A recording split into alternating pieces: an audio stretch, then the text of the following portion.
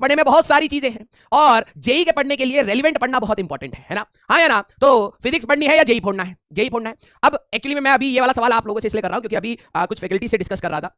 सारे लोगों का यही मानना था कि जब बच्चा प्रिपरेशन में जाता है, और इवन हम लोग जब अपने प्रिपरेशन में जाते थे, जब हम लोग कोई भी टॉपिक पढ़ते थे, हमें लगता था भैया इसमें महारत करनी है।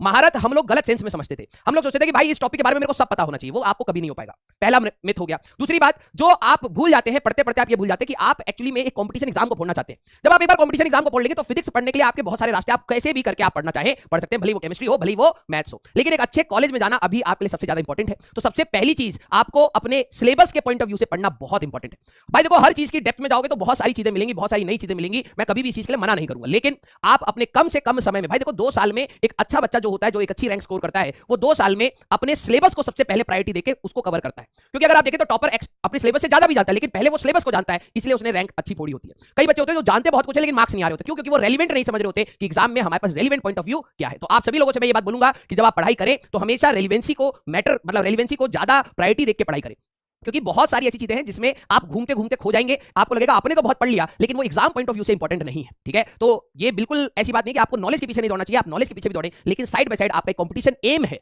नॉलेज गोल है, ये एक एम है, तो एम को भी आप मत भूलिएगा। चलिए चला जाए अपने लेक्चर को शुरुआत करने में, हाँ या ना?